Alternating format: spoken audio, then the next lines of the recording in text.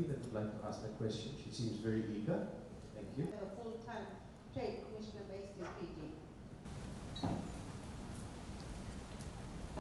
Thank you. I don't need a microphone. I've asked, to do some deals on the margins. Thank you very much. Bula Vinaka, and a very good morning to you all. On behalf of the Fijian government, I wish to extend a special welcome to you, Honourable Minister. We are delighted to host you and your delegation in Suva.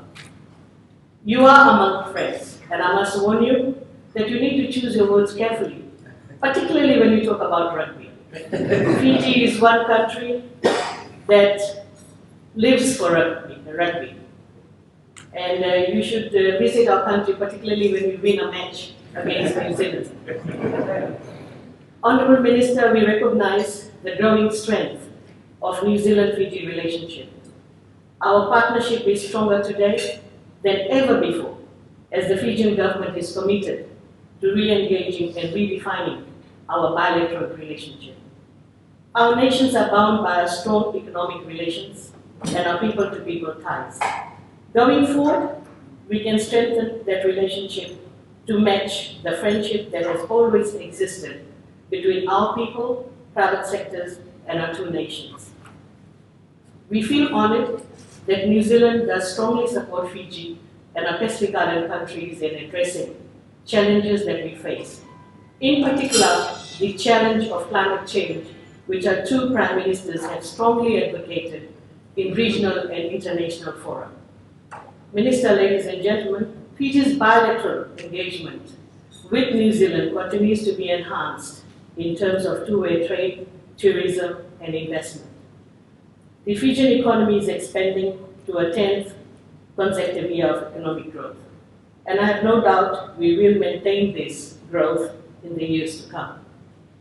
Ladies and gentlemen, I'm extremely proud to note that the total two-way trade between Fiji and New Zealand in 2018 amounted to, as Mr. Sen and the High Commissioner highlighted, it's 1 billion, but we need to exceed to 2 billion. And that was the focus of I would rather say the theme of the meeting that we had in New Zealand.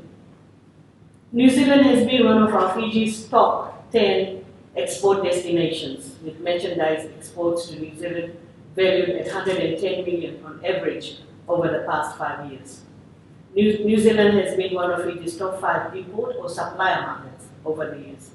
In 2018, imports from New Zealand was valued at 832.7 million. But you can see the balance of trade is in New Zealand's favor, and we would like to increase our exports significantly. And that's why yesterday we had our bilateral talks, and we talked about creating more pathways for various agri-produce from Fiji. Minister, ladies and gentlemen, over the years, one of the main efforts of the Fijian government has been to enhance efficiency of service delivery through reforms including best use of technology. Just over a year ago, we made history as we unveiled the Digital Fiji platform. Digital Fiji is a means of bringing digital revolution to Fiji, to our economy, to businesses, and to the lives of all Fijians. Under Digital Fiji, a number of new e-services were added, which included birth, death, and marriage registry, as well as company registration.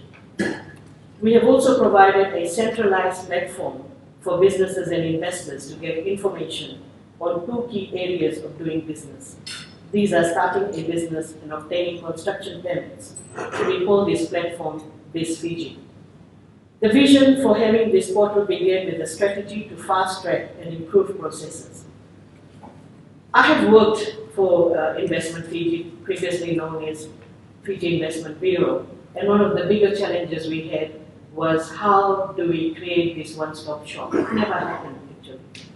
I recall working with various consultants in getting the processes documented and briefs prepared. We tried to have people in the house to do the approval at one time, but that did not work. We just hope that this use of this technology will be able to achieve what we initially started so many years back. This initiative will be further developed. We would like to have online submission, approvals and payments portal, which will be in a year and a half time. And all these and other initiatives that we will be taking will truly improve the ease of doing business in Fiji. And of course, we are not very happy with our World Bank rating. It's 101, and New Zealand is number 1, and we're using Singapore, who was number 1. And I always ask the minister, what did New Zealand do that they have superseded Singapore, and now they're number 1 in the world? And these are the lessons we have to learn from New Zealand and improve our systems and processes. Minister, ladies and gentlemen, to maintain the positive growth of investment, the Fijian government has provided incentives and benefits for investors in various sectors. More information can be obtained from the Investment Fiji website and FIRT's website, and particularly the New Zealand business or the private sector present in this room. You must have heard a lot from Investment Fiji in this area. Furthermore, the Fijian government has embarked on the establishment of special economic zone. This will be a modern economic zone and will support infrastructure and utilities for large-scale ICT operations, warehousing facilities, and medium to light manufacturing and service industry. And in my last visit, the New Zealand private sector, they were asking for such facility. So we are working on this facility, and we hope that in a year or two, we'll be able to have this special economic zone. To transform healthcare, work has commenced on Public-Private Partnership project for Otokan Bar hospitals. This will provide opportunity for investment in aged care and retirement villages. Hence, there are very attractive tax incentives in this sector. The audiovisual sector has shown significant progress, and the benefits from the success of this sector is also felt in other sectors, such as tourism. We hope Shortland Street and other production houses in New Zealand will take advantage of our lucrative offer. We are modernizing the investment legislation to outline the obligations and protection for investors that is benchmarked on international best practice. We are redefining the role of agencies such as Investment Fiji to focus on investment promotion and aftercare for investors. Minister, ladies and gentlemen, recently, Fiji has extended its support to New Zealand in launching the Agreement on Climate Change, Trade and Sustainability in the margins of 74th United Nations General Assembly in New York. It is Fiji's view that bilateral, regional or multilateral trade agreements that are currently under negotiation should be made more climate friendly. Climate change issues embedded in trade agreements could help meet the climate goal. Minister, this breakfast event provides you with